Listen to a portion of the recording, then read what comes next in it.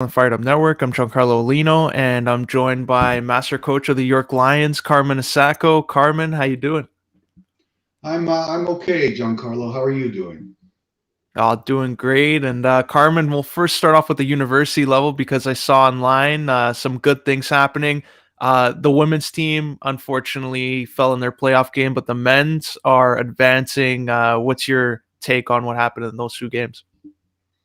Well, I mean, woman kind of situation where we're a young team, physically, mentally, emotionally, and I mean, very technical team. But the Nipissing was just stronger right at that, and we just made one error and they jumped all over it. So we ended up losing 1-0 to them. I mean, they've had a great season playing there, and is not always easy, and they just make things very difficult. They'll be a tough team to beat for sure for anyone. And the men's side, UFT is always a derby, and it's always a crazy match. And Ilya did a good job organizing his team, but we found a way to score a goal and hang on. And I think that we did what we needed to do to win the game, but we still need to be better. And tomorrow we play an even tougher team in Ryerson, who's got a lot of weapons that can hurt us. And yeah, so it's going to be an even tougher team. And 6 o'clock tomorrow at York Lions Stadium. It's going to be a tough match. We got to see which individuals get it right, and obviously I've got to do my best to get it right. Oh, well, so on that note, we welcome in John Nelson from Atlanta. How you doing, John? One foot in front of the other, brother. Try to look like I know what I'm doing with a monitor. This is a different setup. I know that this camera angle is a little different. Reason is, get this, no lie. And I didn't know this until this morning. We were doing morning programming yesterday, and with about 4 minutes to go in a program, power flickers not once but twice. Like, power flickers, it goes off here in the office, comes back, flickers again, blows out my monitor right here in front of me. Traditionally, the big 30-inch that I have right here so I can actually see what both of you look like, blew the monitor out entirely. So I've had to manufacture a setup where the laptop is sitting on top of a box so it can be level, so I can actually see what's going on. And I did not know the reason for the power outage was a plane crash that happened here in the neighborhood about a mile from Office HD. So any audio issues, blame the plane crash yesterday. So that's why we are we are with you a little differently than we have been in the past. Oh, wow. That's eventful there. But are you everything okay over there? Like how? Oh was, yeah, I mean, like I that? said, it's the way that the streets are, that they're wide, and if you're a plane that's having issues, you can actually land. It's like 4 or 5 lanes wide. It's not like a 2-lane road or something. Oh, okay. It's like 4 or 5 lanes wide, and the guy needed to take all 4 lanes and took some power lines down with him. So everyone has their power. Obviously, it got rerouted, but the hydro folks are going to have to go out there and make new poles and get the lines rerouted so everybody's back to where they were normally. But no, we're normal. It's just that when a monitor blows, and then it's a different situation entirely. So we have a new monitor being shipped to us because of a plane crash. I don't think I've ever said that on this network. Yeah, first time for everything there. Johnny, you can always use my flip phone. I use the flip phone half the time doing the show. Hey, brother, I got one upstairs, and it's pink, so I know exactly what you're talking about. Well, on that note, Carmen, you're mentioning there about the playoff game at York Lions Stadium. With all these games coming so close and in the division, what's your scouting report on your opposing team there on Saturday? Oh, very good team, very good dynamic team. Their wide play, they've got a young player that I recruited heavily, actually, Justin Santos. Very good player. I think we'll see him in the CPL or maybe even MLS mix coming up. Another young player, right back Kai, and they've got some good seniors mixed in there. So it's going to be very difficult. And then Zakai Abdi, who came from the TFC Academy, had a very good career there. Played some games at TFC too. dangerous in the box. So they've got a very good team and very well coached by Phil Prostan. He's kind of a mentee of Ivan Joseph, who's doing his TED Talk series, and he's now with the Guyana National Group program, and he's just not only a great educator but a very good philanthropist, and just mentored Phil very well, and they'll be a very, very tough team to beat. So it'll be interesting to see. Looking forward to that. Best of luck in that game, Carmen. We're going to go on to MLS, where you mentioned there some TFC2, TFC, and brings us to our point there with Atlanta. And Jordan Peruzza, the man who finally got an opportunity, he scores the goal that sealed Atlanta's fate. I'll start off with you, John. What happened in that game and Atlanta's playoff hopes? Like, what can they do now to regroup here? Well, it's it's two different conversations. Getting into it's another opportunity where Atlanta gives up points late, and it's another one off a set piece. Same thing happened against NYCFC, where Amar Sejdic is baited into a foul, and Thorarinsson puts it in a place where Brad Gazan can't get it, and so it ends up with a shared result against NYC. Then you come back with another set piece, and it was cycled through twice. And on the second time, the back line wasn't uniformed in trying to keep Toronto offside. Peruzza ends up at the back, and there's no one there to mark him, and he gets the slam dunk for, once again, a shared result. So right now, as things stand, I think Atlanta is, the permutations for Atlanta not to make it into the playoffs, it all comes down to math, and one of those permutations would have to be that Cincinnati would have to beat Atlanta by a 7-goal margin to not get into the playoffs. So right now, Cincinnati, who's only won, I think, 4 times all season long, they're a plus 320 underdog at home on decision day. Atlanta United favored, obviously. And for Atlanta, and you look at what's going on in the East, Atlanta could be anywhere from, I want to say anywhere from 4 to 7, depending on what happens. Because if they win, they go to 51.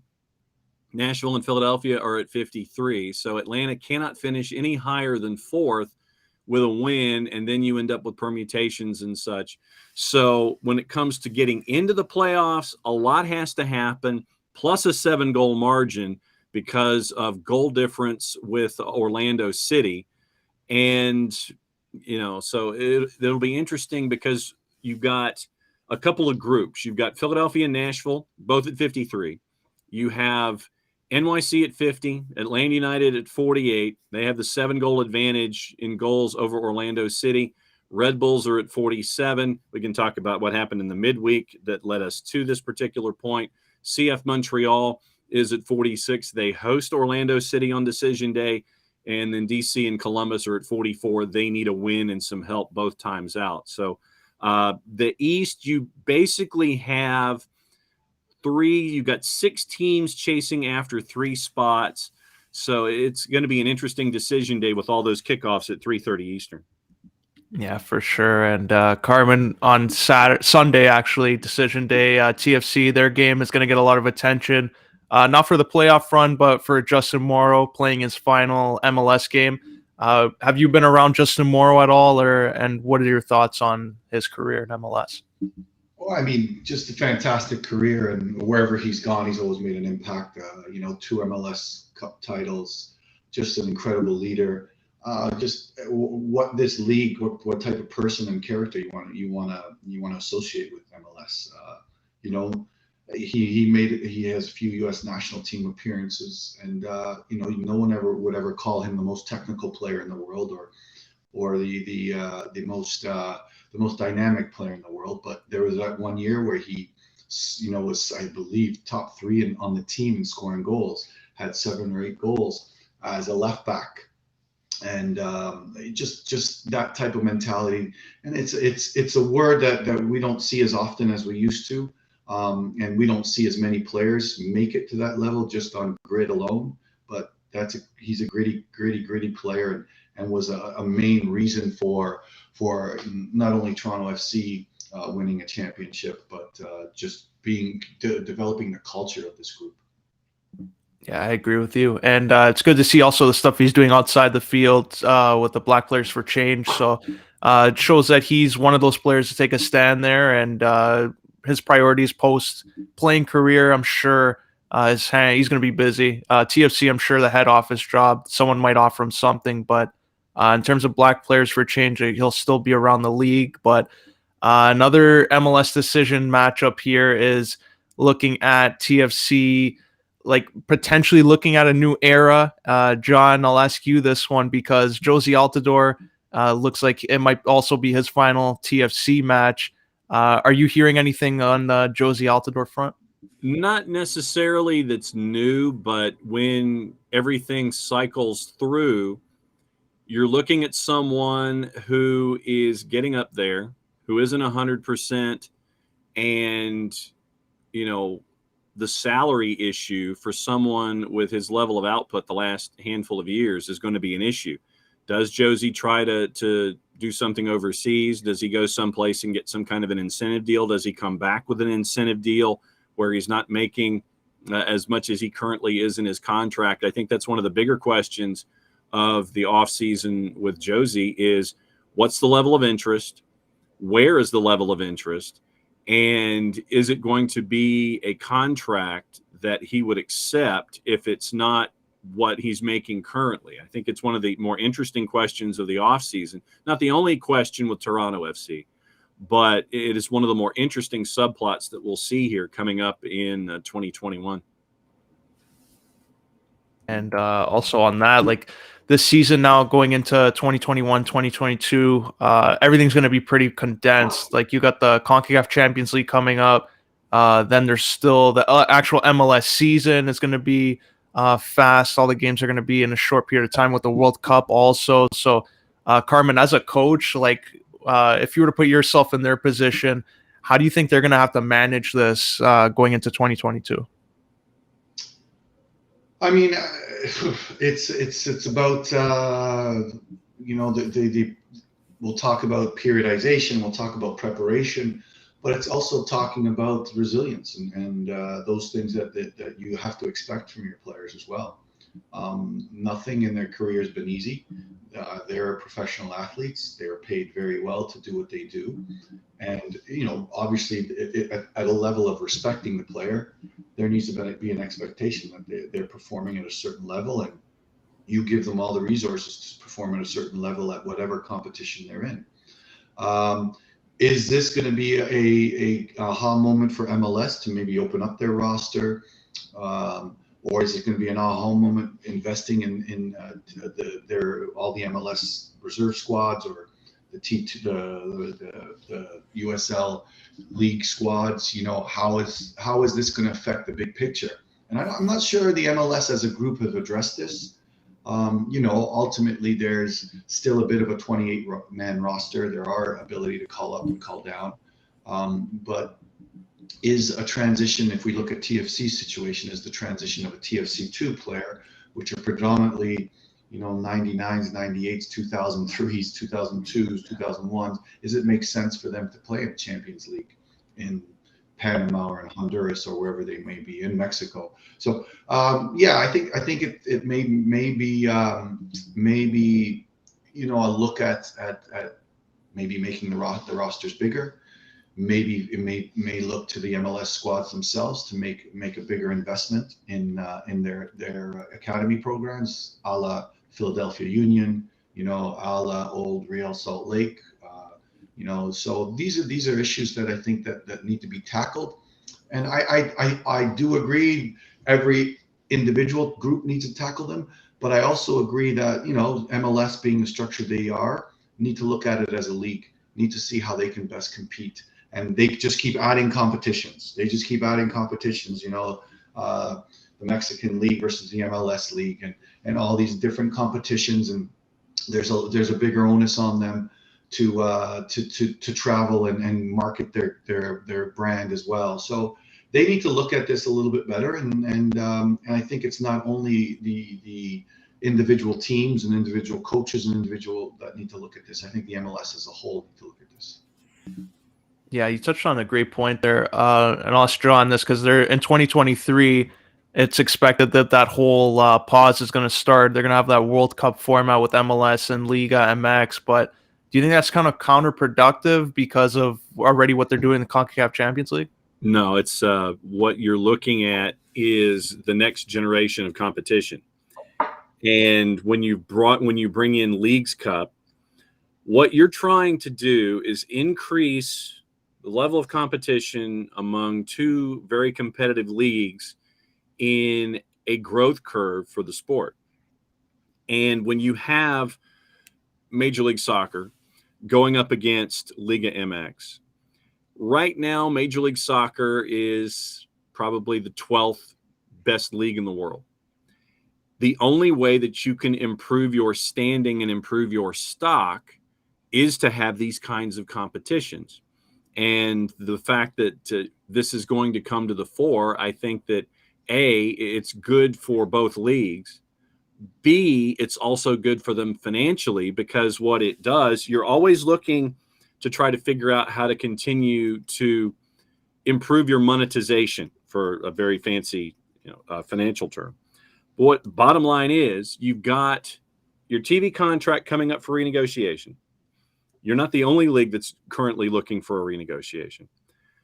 But with a new TV deal, what are the elements to that? You're looking for an increase, but how else do you continue to increase all of the money that can come in to help benefit the league, benefit the individual franchises? You do that by having a full-blown Leagues Cup. And I know that there's going to be some interesting attacks at trying to figure out how to balance competition from an internal perspective. And this is going to go from each and every team. And you're probably going to have to make some kind of roster allowances for those individual competitions. You may not necessarily end up doing that within the league structure of MLS. But this is going to be something interesting for the league to tackle going forward, because honestly, Major League Soccer will not be taken seriously on the world stage until they knock off a Liga MX side in a CONCACAF Champions League final. Toronto FC came close to doing that. But until you see a Major League Soccer side in the Club World Cup, you're still going to be bashing your head against that glass ceiling, trying to figure out that breakthrough moment. Perhaps Leagues Cup is the first step to that, where you can get regular competition against Liga MX sides and then have that build into an increased competition and increased levels of success against Liga MX sides in CCL. But until you see victories in CCL, until you see that Major League Soccer team raise that trophy in CCL and head to the Club World Cup, it's still going to be something that MLS has to aspire to and figure out ways to make that happen. And that also brings up that MLS is different from a lot of these leagues and their salary cap and TAM and GAM and all these other abbreviations. All these other AMs. You got YAM coming up too with the under 22 initiative. So yeah, you've got all the different allocation monies coming and YAMs being added to it as well. Yeah, how do you compete with some of these clubs around the world that are able to spend hundreds of millions of dollars on a transfer for an 18-year-old Brazilian, and you got to develop your team through a draft? Isn't that a way they should reassess the way they evaluate their league? Well, I think what you do is you do what the younger franchises in Major League Soccer are doing. And what I mean by that is you're adapting the European model of acquiring talent to what you're doing in Major League Soccer. So how do you do that? You see that the younger teams in LAFC and Atlanta United, the Charlotte franchise that's coming online, going to Uruguay. What you're doing is, Inter Miami, when they're not trying to invest in 7 designated players and bringing in younger talent. You're seeing the younger franchises look at how things are done in Europe, where you find young talent in an underserved market or in a market that's having financial problems, a lot of them right now in South America, you find that young developing talent, you purchase them. Then what you do is, in the process of negotiating with these individuals, you sit there and you say, okay, here's the deal. We know you want to go to Europe. What you're doing is you come here for a year, maybe two, you show up, you show out, and then what we can do is we can sell you to those European clubs. The MLS side then takes that money that they've invested in you to bring you from South America in the first place, hopefully have a sell on for a profit.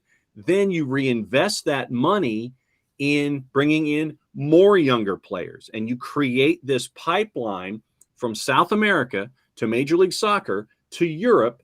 Take the money from Europe from a sell on, reinvest it, and the process starts all over again. But you're hopefully going to get to a point down the line, I'm not saying this is going to be something that's immediate, where you will invest in a young player from South America. That young player from South America will say, you know what, I'm good. That's probably what you're looking at for MLS 4.0 or whatever MLS is the next one from whichever one is in your mind. But Coach knows this from his time in leagues. If you can develop young talent and have another team have interest in that player, you get to sell that player on, you get money in return. It hopefully pays everything that you've invested in that player, and then you get to reinvest it. So I think that's what more teams in Major League Soccer need to do, is understand that it's not the old way of doing things where you're trying to find a retirement age player like we saw in Inter Miami with Shawcross and Gibbs and Blaise Matuidi, which was an absolute joke. Investing in players that are young and upcoming instead of spending far too much money for these players who think that all they're going to do is come over here and get a paycheck and work it that way. Coach knows that this is the way to do things in this current financial structure. More teams in Major League Soccer need to learn to do that because of the constraints that you have in a salary cap league. Same thing to you, Carmen. Like, are you, as a fan, like not someone who's involved in the actual dealings of it, but as a fan watching it, would you be more interested in MLS if they had no salary cap to restrict the wealthy teams from going out and acquiring a superstar?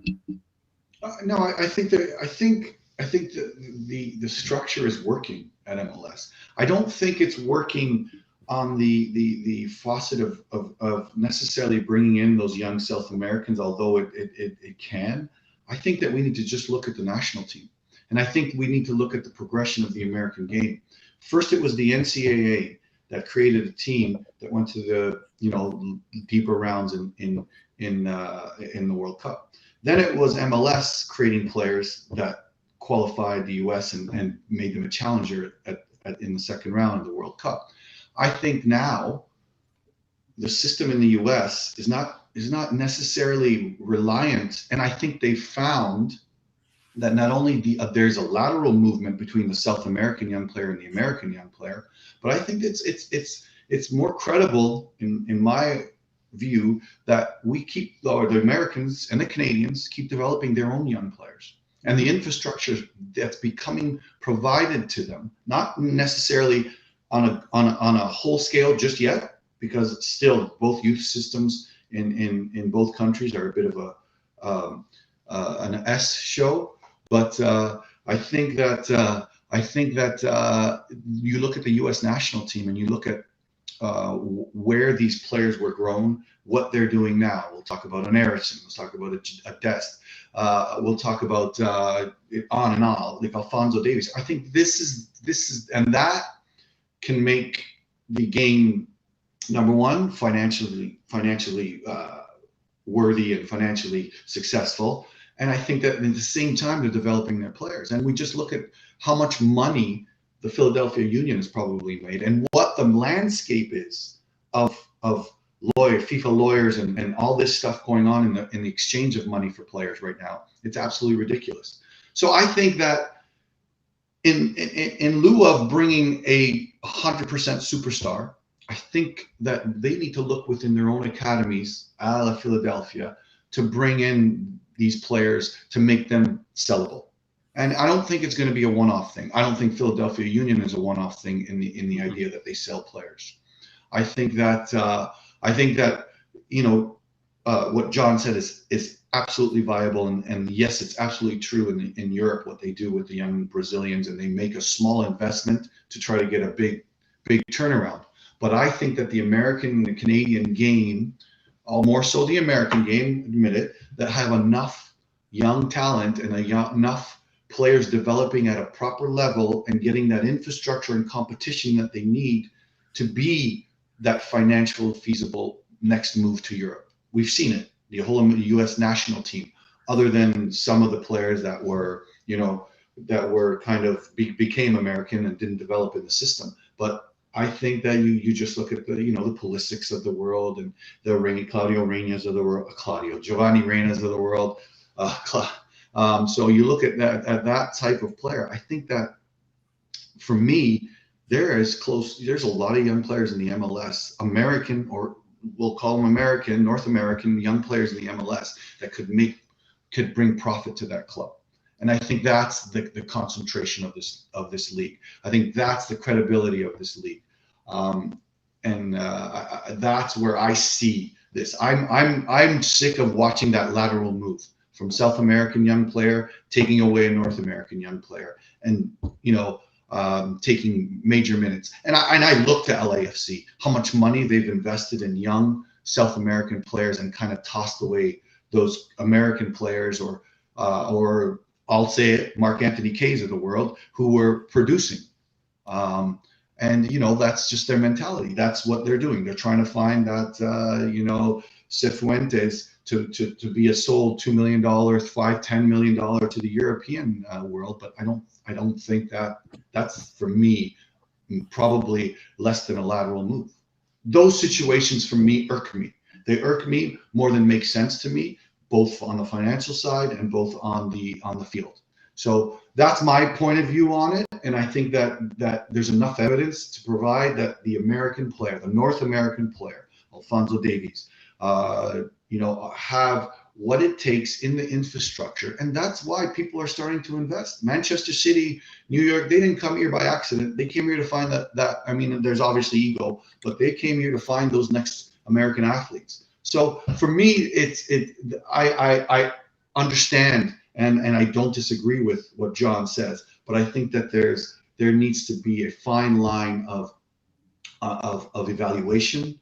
And it can't come only in that algorithm, because Cifuentes, you put him in the computer and he's worth $70,000, $80,000, and you got a player that played in a higher league than blah blah blah blah blah. But I think that you got to be careful of these lateral moves. You got to be careful of these lateral moves, because it's taking away from the potentiality of that North American player and the financial potential of that North American player for the MLS clubs.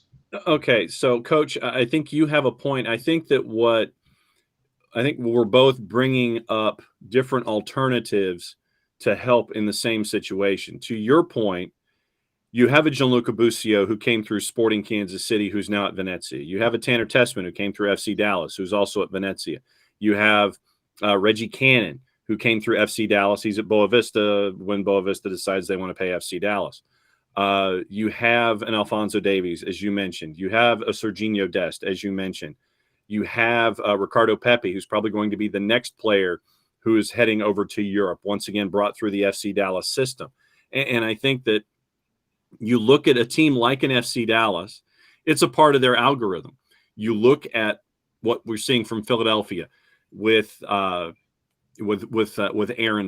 You see what we're seeing with Red Bulls, what we're seeing with Caden Clark, because I think he's heading to Salzburg after the RB Salzburg after the season is over. You see these clubs with these academies that they're building from within, Red Bulls, Philadelphia, Dallas, and that's just their way. You're seeing it also with Atlanta United, where you have a George Bello who is getting national team minutes. You see a Miles Robinson, who is probably in contention for Defender of the Year, as he should be consistently now. Both of those players coming through the Atlanta United system and draft have developed to a point to where European clubs will be interested in them, and Atlanta United will at some point sell them on, take that level of investment, probably 10 to 15 million each, and come back with that 25, reinvest it in other players, and at the same time not ignore their academy. From a close-up perspective, I can tell you off the top of my head, George Campbell, who came in through the academy system, has spent time in USL Championship, now is getting a cup of coffee with Atlanta United. He'll be on that short list in the next couple of years if he continues to grow to be once again working his way through the academy, sold on to Europe. That money gets reinvested. Caleb Wiley, who is one of the youngest players that is attached to the new roster for the US M&T U20s at the age of 16, is also a part of this mix. So I think, Coach, you're right. For the clubs that have as a part of their DNA Atlanta, Dallas, Philly, Red Bulls, those folks that you start them early in the academies, you build them through, you sell them on, you reinvest, not neglect your academy and continue to build that way. Where an LAFC is concerned, LAFC thought about bringing in Sifu, thought about bringing in a Brian Rodriguez, which really wasn't one of the best moves that you could do. But because of their style of play and their approach, they bring in a Chicho Arango, who's doing very, very well for them. That's just their way. And I think that for each team to find their way, like we're seeing with Toronto FC, working things through with Big Red 2, where you're seeing Marshall Ruddy and Schaffelberg and Nelson and all of these talents. There are those elements that you can build and either have them be a part of your structure and stay, or if there's interest, sell them on, reinvest in your academy, reinvest in your club, bring in more players, reinvest. And so I think that there are clubs that are doing it both ways. And I think that each club has to find their way. Some aren't as successful as others in their build. Yeah, that's nailed it there. Both of you got great points. Maybe it's because I just play FIFA and I put a financial takeover on and bring in all the $100 million guys. But it'd be interesting to see. But that's the that thing, played out. That's the thing here, is that where Major League Soccer is concerned, I think that as we get into the next 0.0, 4.0, 3.0, whatever, I think that you will have the kind of owner who understands about the level of investment to make the team a success, to make the league a success, and to be a success on the world stage. And I think that the younger owners that are a part of Major League Soccer, they're the ones that are more than happy to invest in what they're seeing, understanding what can be. It's the older owners, the ones that are seemingly afraid to invest for whatever reason.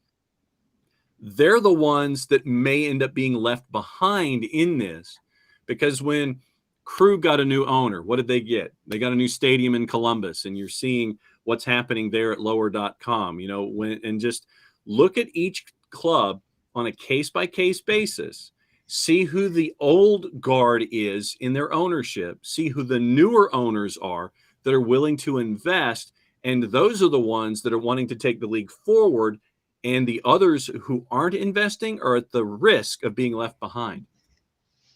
Yeah.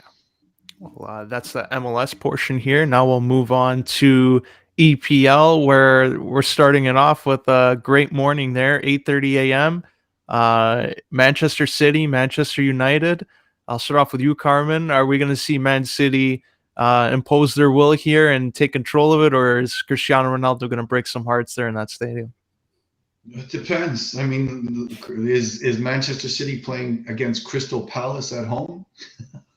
like that boggles my mind. Yeah, it's interesting to see the ebbs and flows of the big teams. On paper, we can discuss on paper, but we never know what that moment of motivation or moment of mentality is right now. So I think that but right now, the team that has more to prove is Manchester United. They've kind of been ridiculing themselves, and they've been at the point of ridicule. But if you look at the history of Solskjaer's tenure with Manchester United, he's always found a way to get that next when they needed it most. He's always found a way to kind of shut people up and find usually a decent long interval of Manchester United at their best. And for me, I kind of see that right now.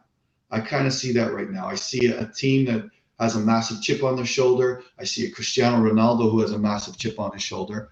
And I think that the effort and I think the lack of overthinking against Manchester City will propel them to make it a very competitive game, very competitive game.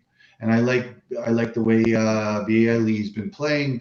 I like the way the kind of rotation has been.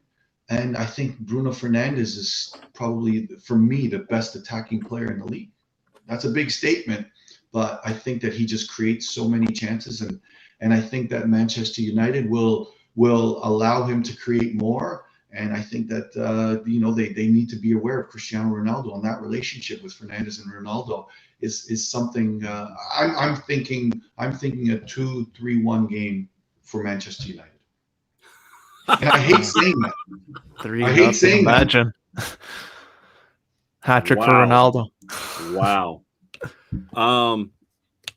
I think that Manchester United's defensive issues are more of a thing right now for me, and the fact that every single time, over and over again, when people want to kick dirt on Ole Gunnar Solskjaer, Cristiano Ronaldo is there to save their collective hindquarters out of whatever fire they're in.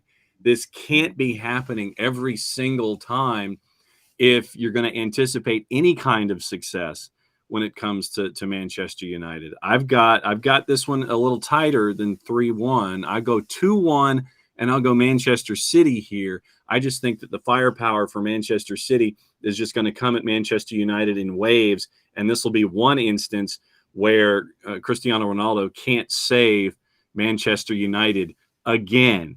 And I don't see it for Manchester United. But I will say this: who knew that Ole Gunnar Solskjaer would outlast what we've been seeing at Spurs with Nuno? I legitimately did not see that. But when you pull the trigger and you bring in Antonio Conte, and then you play in Europa Conference League, and you end up with a 10v9 match against Vitesse. How's that for the first match coming out of the blocks at Spurs Stadium? But I've got to go. I have to go with Manchester City here. I have zero trust in Manchester United, and it's going to be a long time before we get to the January transfer window. And if Ole is still around, like I said, that'll be your next marker. But there are too many times where we've seen Manchester United right on the brink of getting rid of OGS, and then something happens. And then he's right there, and then something happens. And he's right there, and something happens. I mean, it just makes you dizzy looking at it from the outside. Yeah, I agree with and you. I'm not sure Manchester United is going to be busy in the transfer window. They've made so many moves. Like, I just don't know. And Varane has not worked out. Oh, no, definitely not. Well, Varane and Ramos, the solid back of Real Madrid, and now look at them. Woof. And it was an interesting one there too, seeing Antonio Conte of all teams takes an offer from Spurs. Carmen, do you think this is a right move for him? Like, he's going to lose his sanity even more over there. I mean, I think he likes the fact of coaching Harry Kane. I think he obviously sees his 3-4-3, 3-5-2 being successful there. I mean, let's not forget, we got a lot of energy on that Tottenham Hotspur team. And there's no pressure on him. So I don't know. We'll see. That's January transfer window newsworthy. No doubt. And that's going to be that. We'll find out what's happening there, because I know one thing for sure. If Harry Kane was playing for Man City against Man United, Man City would definitely win that game. So I don't know. There's going to be a lot of ifs, ands, and buts and I think some eye-opening situations for, for number one, Tottenham and the likes. It's going to be fun to watch what Newcastle does, and it's going to be fun to watch what Eddie Howe, your new manager in Newcastle. That's going to set the world on fire. Hey, solid. I like that. I like that move. I like that move because he's going to get them up. He's going to keep them up. That's the main priority right now. I think Howe did a great job, keeping up mediocre teams at Bournemouth, and I think that he has more talent on this Newcastle team than he does. So than he ever had. So I think January will be interesting with them, and like imagine where Manchester City started compared to where Newcastle started when the whole takeover happened there.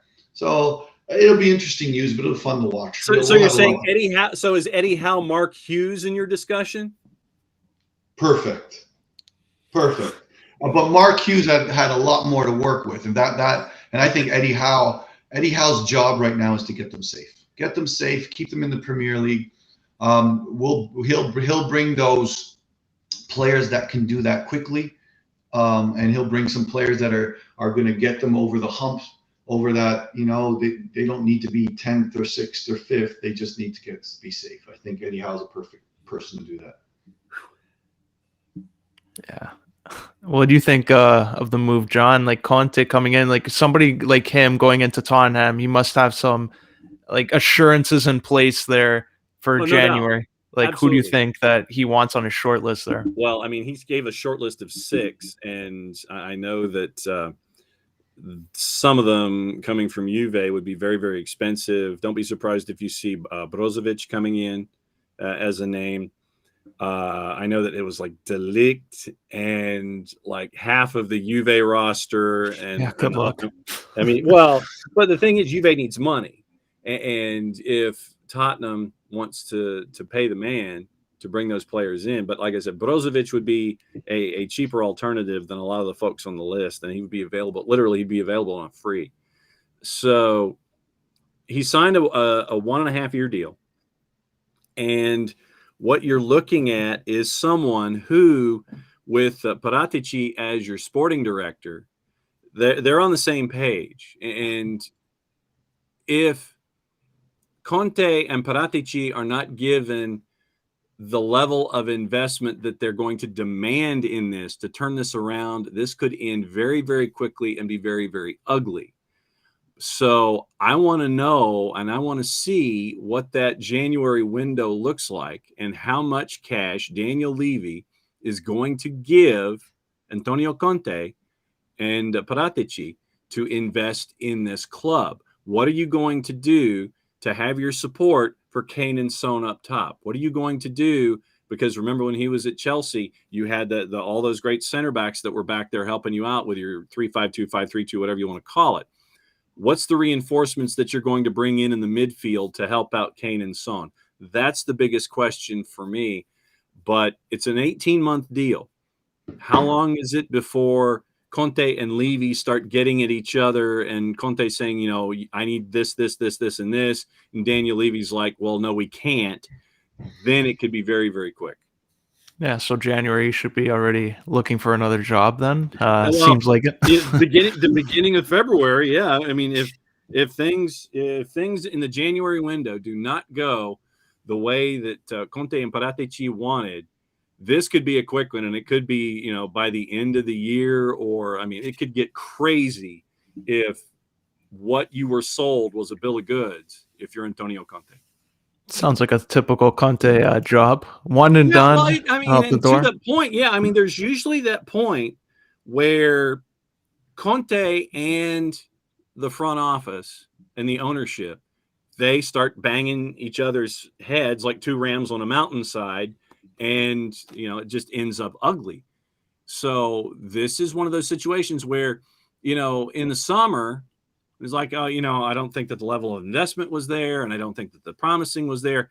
Kind of like what Unai Emery said about Newcastle when he thought about it, but then they decided to air all of that stuff out in public. And he's like, well, no, I wasn't comfortable with how things are because the vision isn't, I'm not seeing a clear vision or a structure or what have you. So Spurs should be an entirely different discussion, especially with the PIF owning Newcastle, because a lot of us are sitting there saying, it's a big 6, a super 7, grade 8, whatever. Newcastle's going to come charging in and want to be a part of the party. If that isn't motivation alone for Spurs, A, to bring in Antonio Conte, and then B, work with Conte and Paratici to bring in the kind of player that they want to stay in that high group of, big 6, super 7, whatever, grade 8.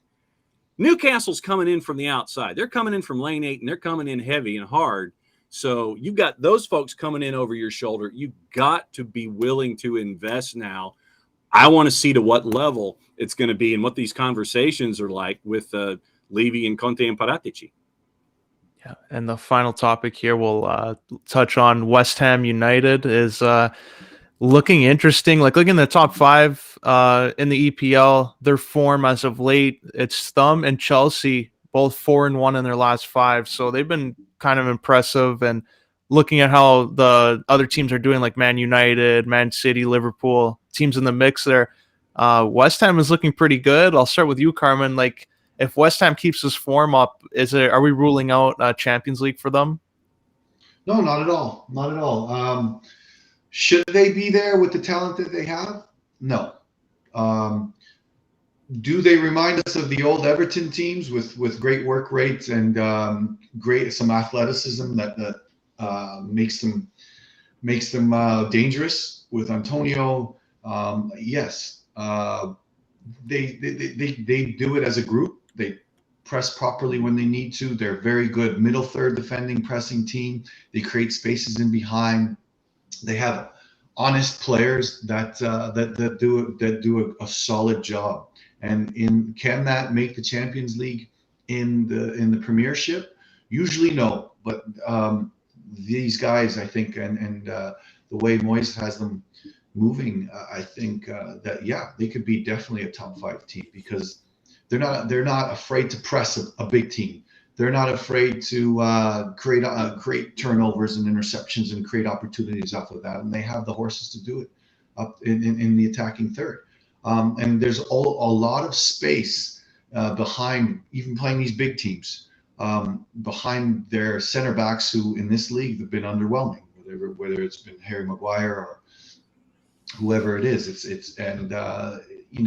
The likes of the athletes that West Ham have, they have the ability to do it in transition, and they have the ability to do it in simple wing channel play and crossing and the old school type mentality. But it's a solid group of players and a solid group that 100% can find that Champions League spot. More likely they're going to be in the Europa Conference or the Europa League, but possibilities are endless with this group.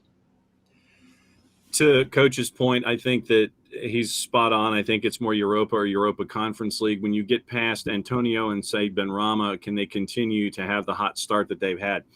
In net, when you have Emi Martinez, one of the best smack talkers around, regardless of competition, that's going to carry you a great deal. I don't think in the Premier League, though, it's going to carry you all the way. I think that they'll be below the 4 by the time we're done, probably somewhere in that 6, 7, because I'm anticipating Tottenham to improve their spot to be in that 5. I still think that your 4 is going to be some combination of Chelsea, Liverpool, City, and United.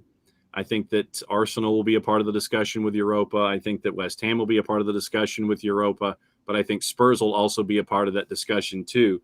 And the biggest thing for me with West Ham is the offense. And I think that, yes, you've had a great start, but, one of your last time out, I think your win was against the 10-man Villa side. You beat Leeds. You're beating the teams below you. You're losing to Brentford, however. And that you can't have those continue to happen if you're going to have any kind of a sniff at the top 4. That's why I think that the teams above them currently in the table are better than West Ham. So I think that 5, 6, 7, 8 is probably where we are where West Ham is concerned. And Giancarlo and Coach, I will let you guys continue your conversation. And it's been good to catch up with you guys. And we will catch up next week and we'll do it all over again. Yeah, for sure. Take care, John. Have a care, great Johnny. weekend. Be well, guys. And Carmen, as we go to the final portion of your CPL, York United's in that playoff run. Back-to-back games so against Forge, who are coming off that impressive run where they're going to be in the CONCACAF Champions League. What are you expecting out of Jimmy Brennan's side, and what do they have to do to make it to the playoffs here? Well, I think 2 ties suffice. But I think that you look at it is Forge, and they're on a massive high. But I think Bobby is well aware that 2 ties or 1 win, but will suffice them. And obviously Halifax or Valor have to win their game against Atletico Ottawa and Edmonton, respectively. But for them to have their fate in their own hands, and it's both games at YLS at York Line Stadium, so it's good for them. I think that the best thing they can do is absolutely nothing. Don't change a thing. I think that their mentality of getting forward, of playing without pressure, taking the game. If they overthink it, I think there may be problems. But I think that the team has the stability and lack thereof to be dangerous, obviously, and they have players that make a difference. I mean, Lowell Wright's 2 goals, we'll say, against Pacific were like great actions, and the second goal was just fantastic. And you know what? For me, when I'm looking from the outside, I see a good group of players that work hard, aren't afraid to win, aren't afraid to lose, and that's the best thing as well. I think they got to keep that mentality, get at teams, get at Forge, and don't overthink it. Will there be situations where they're man up in transition against them? Absolutely. Will there be situations where they're man down and Forge has come? Absolutely. But they've done a fantastic job dealing with all those situations, and I don't think they should change their mentality. I think if I'm forecasting or looking into my crystal ball, I see York United winning the next game at home, which is Saturday, right before our York game. I see that them, and I think that they've earned the top 4. And I think that the one team that should be smacking themselves in the head is Halifax, because they've had a comical last few games where they haven't even been in it. And that's, for me, inexcusable from the players' part. But I think that York United has done more than enough to warrant a playoff. But Forge is looking for that home game. They want those home games. They're going to rotate players. We all know that. But it's amazing how they do it. But they have a lot of depth in all those positions. Yeah, and like if York do make it, and they might actually play Forge again, so you're looking at maybe a 3 straight game head-to-head with each other. Forge would obviously get the playoff home game if they make it that far, but could Forge be the team that you look at here as a favorite going into the CPL playoffs? I mean, how can you not? But like you look what's happened and how it's happened, and Pacific's run, and their admirable performance against TSC. How can you cannot absolutely Forge, depending on what they do in these 2 games. I mean, if they win out, I believe they may win it. They have maybe 4 games left. So if they win out, they could win the division, and I think that's what they're looking for. But I also think that Pacific's season so far, and again, it comes down to one game, and one game, one coach, one manager could get it right and the other could get it wrong, and one shot could go in, one deflection could go in. So there's all kinds of things that could happen. But so I think that if you're looking at the on-field stuff and results and all that, yes, Forge has to be the favorite, but no one ever counts out Calgary or this year Pacific has probably been the best balanced team. Yeah, and just even speaking of Pacific, like their coach has kind of been under the radar, it seems. Like, I know the first season Pacific didn't really take the league by storm like what Calvary did by like pretty much being undefeated the whole year. And I know everyone talks about Bobby and Tommy, but what have you seen out of just the way that Pacific has been coached throughout the year and since they started in the league? Well, I mean, I think it's a group coaching. I think Pa is an excellent motivator. I think that his in-game decision making is fantastic. But I mean, that group and their original group of young players are still predominantly there. They've like McNaughton, Ajapur, Blasco. You know, the few additions that they made in Diaz and Bustos has obviously been fantastic. But and Campbell. So all those players are still there, and there was always going to be an upside for them because when they came in the league 3 years ago, they were young. They were young mentality. They were young competitively.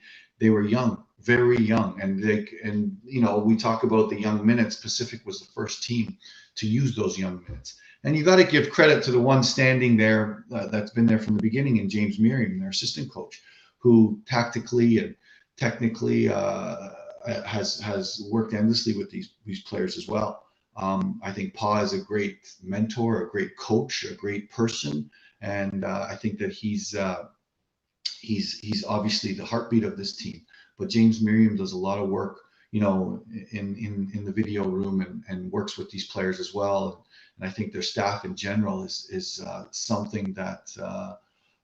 You know, has not. It's the work that's been done has been a direct cause of what Pacific is right now, and I think the steady one there that's been there through all those situations has been James Merriam, and he deserves a lot of credit for what he's done. Yeah, and as we wrap that up, final question on the CPL is, looking ahead now, if you were to maybe say who the most improved player was that you've seen this year, who would you name that player to be? Well, I mean, I think if you look at impact, I think that the most improved player for me has been Isaiah Johnston.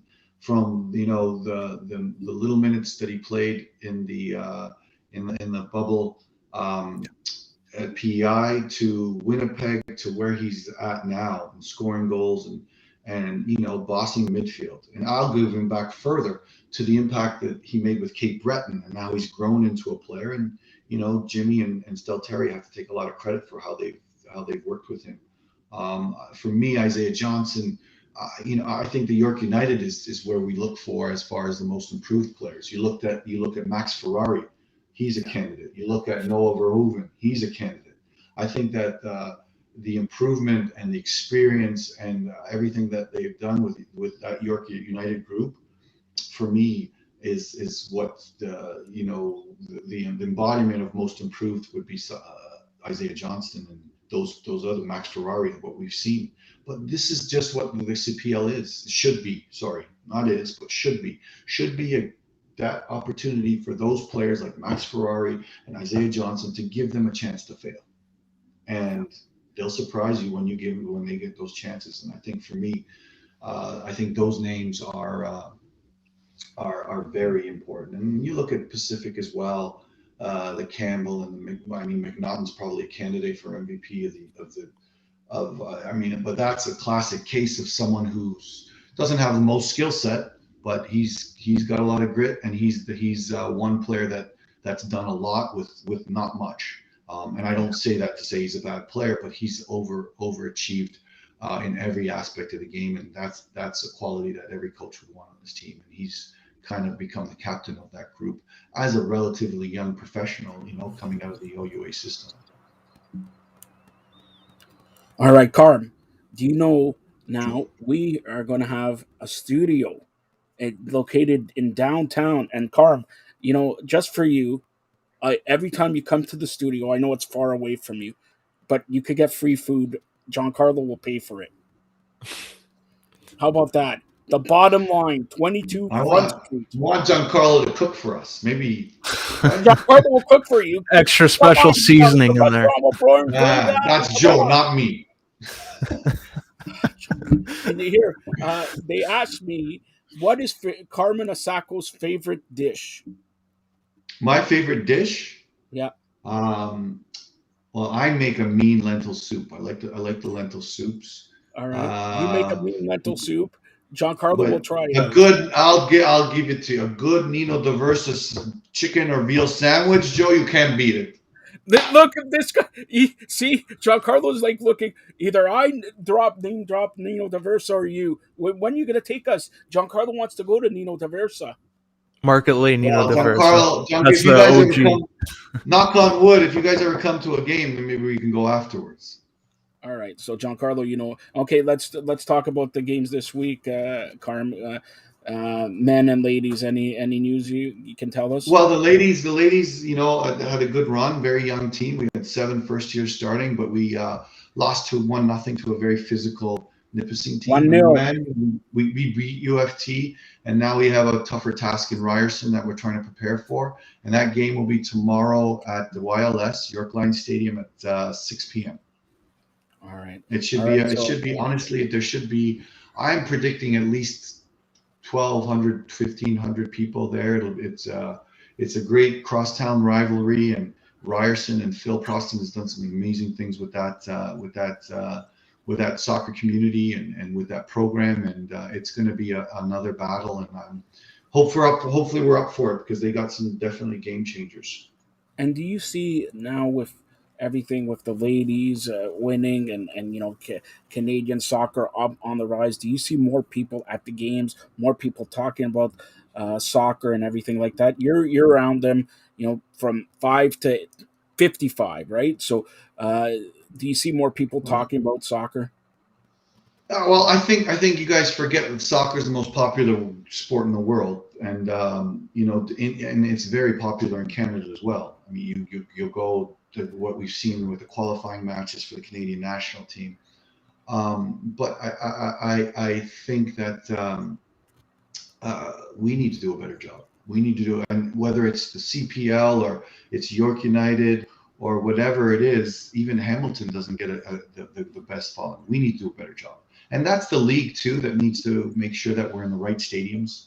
And I think YLS could be a great stadium for soccer, but I think that we need to do a better job marketing. We need to do a better job selling the product, because you go to Halifax and there's 7,000 crazy fans there. It's fantastic. It's fantastic. And to be honest, if York University against Ontario Tech could have 1,500 fans and be a great atmosphere, York United should have 5,000 fans and be a great atmosphere. So there's some things that need to be evaluated there, both parts on like the clubs like York United and Forge to get more people in the stands. But there's also a look at the media. We have to do like this game is a fantastic game. It's the most participated game in Canada, by a country mile, and it's if you look at Toronto, it's part of our cultural landscape as well. And your friends Rumac, the family Rumac, will know that. And we just have to do a better job of creating that next generation fan. And you're the young man, Giancarlo, that has to start more podcasts and get more people involved and start selling the game. And you need to maybe even get a York United supporters group back out there and because for whatever reason that group's kind of gone, maybe with a new change. But there's a lot of stuff that we need to do. But the onus is on the people, like we've talked about years when I was at York United. The onus is on obviously the club to develop a better relationship with the community, but the community needs to be invested, and the way that gets invested is in social media, I guess. Not that I know anything about that. So, Carm, let me ask you this. You mentioned York Lions Stadium, great for York. Is BMO Field great stadium for Toronto, or do we have to? For me and you, around the same age, I don't have to tell you. What are they doing with Varsity Stadium? I know nothing, but Oh, it's Varsity nice. Stadium. Sorry. Varsity is a very good university stadium. I mean, and it's a very good football stadium, but as well, and again, like I had a kind of an after game interview after the UFT game with Ben Steiner, and I've been in the OUA game for 16 years, 14 years with York. I had 2 years with UFT. then went to TFC, but kind of stayed with York in that whole situation. But we've done like the quality on the field, the quality in programming, and doing so much with so little resource. It should open the eyes of the OUA to maybe make a little more of an investment in scheduling and promoting, and all those things that need to be done. OUA is a football first community, no problem, we get it, but I think that they need to maybe look at their numbers and their marketing numbers as well, and see how that they can be a little more equitable in their promotion of the games, and soccer is one of them for sure. What place in the world is soccer a tier 2 sport? What place in the world is soccer a tier 2 sport? At York, thank God, we're a tier 1 sport, and they invest a lot of energy and resources into our teams, which is great. And this is nothing against the game of football, but we've spent personally 16 years trying to raise the bar, make the standard higher, develop student athletes, making sure that they get the great experience, and trying to promote the game. Not just me, there's people from West everywhere. So like maybe it's time to relook at that and reinvest in that and say, hey, even BMO Field. No offense to the Argos, but I see 20,000 people or 30,000 plus people watching the Canadian national team, and the Argos get what, Joe? I know you're going to get in trouble again. No, yeah, you know what? But anyway, I just wish they had a little more value for the OUA and game and youth sport and the game in general, because we've done a lot of work, a lot of selfless work as a staff and as staffs, whether it's GTA or out west. There's a lot of work that's been done to improve the game, and you know what? At times, you talk about earning things. I think that the soccer community has earned a little bit of more respect and higher value than we get. Okay, two final questions on that. You mentioned the Argos. Forget about how many people people say tradition, and forget about. But you hear Javinko, who's by the way most likely coming back here. All right, talk about 2-3 years ago the field, the football ruins the soccer pitch. First of all, if you're the coach of TFC and the Argos play a couple days before, a couple days after, how do there's no better person than to ask about you. The pitch. Does it ruin the pitch? Are the players comfortable playing after the Argos play on it?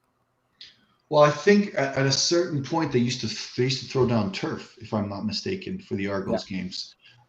They turfed it, but I guess there was some complaints about that by the football, and they immediately made changes. The TFC turf right now is a hybrid turf of grass and turf. So you're basically, and it's kind of, I mean, I don't know the logistics or the landscape architecture of whatever it is, but it kind of gets choppy in situations, and the grass gets beaten up. But yeah, I mean, they need to do something to ensure that the soccer product isn't affected by the football product. And you mentioned a few minutes ago investing in football, investing in soccer, and things are looking up for Canada and all that. I mentioned Varsity Stadium because you know this. Back in Varsity Stadium for soccer was it was the Sky Dome. It was everything. Now we don't hear it.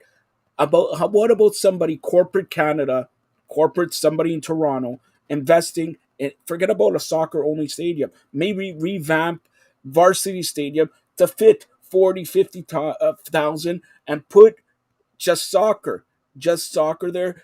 You talk about BMO Field, the national training ground for Team Canada and all that. But BMO Field, like I said, been with the Argos, TFC, and all this. So what about that? Do you think that's feasible for somebody, be it Nino Diversa, be it Tim Hortons, be it Starbucks, be it McDonald's, be it whoever, to come and invest in the world's most popular game, and this is Toronto. This is the capital of Canada. Sorry, Ottawa. Okay, it's the Toronto. Okay, you talk about having New York, Chicago, L.A., big cities in the United States, but Toronto, do they have a soccer specific stadium where you fit 50, 60,000 fans? Well, no, but for me, BMO was built for Toronto FC, and the growth of it, the potential growth of the stadium, is is good enough for me. I'm looking at the Baldassaras of the world to develop a proper stadium, maybe in a different part of the GTA. If that would Where? excite the Where in a communities on different the part of exterior. GTA? Where would you do it? Vaughan would be a great place to do it. Vaughan, those areas there, King Vaughan, or Richmond Hill has land still that's available. Our community is growing so much north and east and west that providing that type of a facility in a different part of the GTA, we'll say let's for argument's sake, Vaughan. I mean, you put a great stadium in the middle of the Woodbridge downtown area there that they're building on. Was it Jane and 7 area? Yeah. Whew, you know how much excitement that's going to bring. For York United. So I think that Toronto does have a soccer specific stadium. Do they find ways to do other things with it? Yes. Does it hurt? For me, yeah, but they have to do what they have to do. Argos are part of MLSE right now, and that's what they need to do. But I think that someone investing in a new stadium that has the capacity to go from 10,000 to 30, 40,000 is very doable. Is very doable and very useful.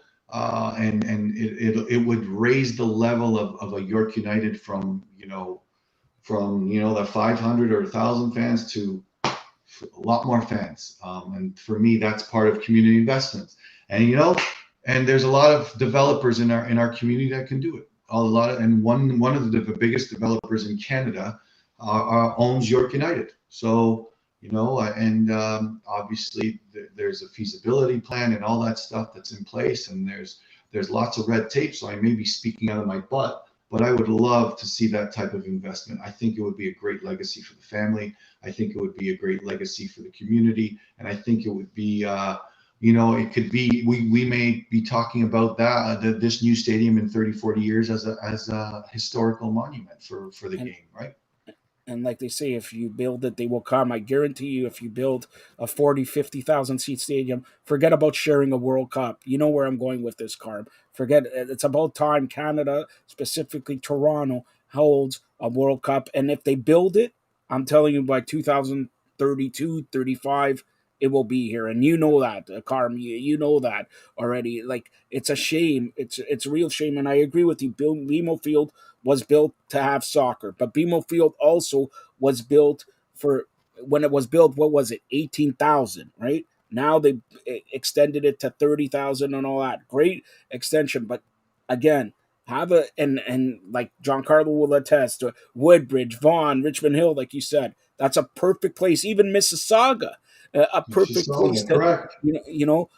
Scarborough. I don't have to tell you that. You know that Scarborough there and everything like that. Scarborough, didn't they build where the Pan Am Center is, or whatever? So they built stuff there. So it's about time that if you're going to build, and we were all captured this summer with the ladies, and a couple weeks ago with the men and all that, you could see Canada on a rise.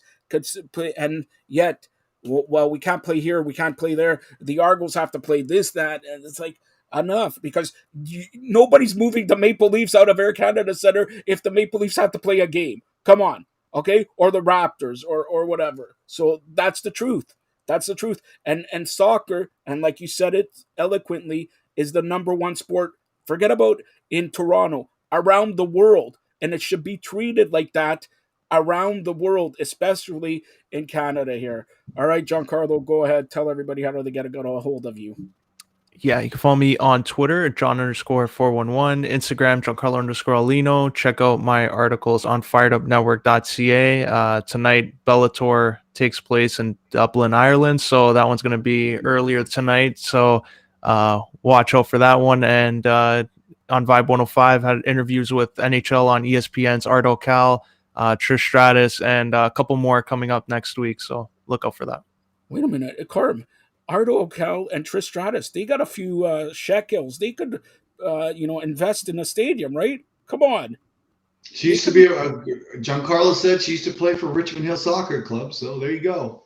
So There's some ties to the community. Maybe the Baldessaro family reach out. There's a lot of need. Diana Matheson, he needs, she's probably heading the new professional league.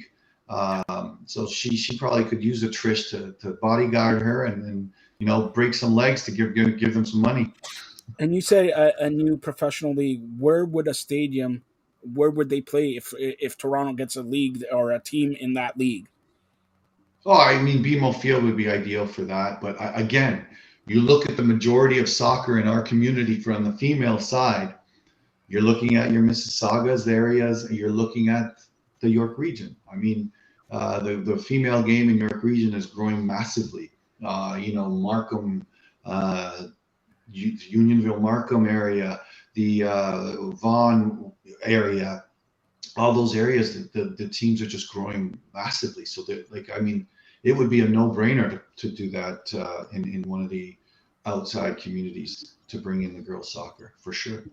Yeah, it's about time. All right. So, and by the way, you can reach Carmen Asako on Twitter. All right, Carmen Asako on Twitter. So have a great weekend, Carm, and Giancarlo. Hopefully win all your matches, Carm. And stay tuned for more great programming here on the Fired Up Network. Thanks a lot, guys. Thank you to John Nelson as well. Thanks, guys.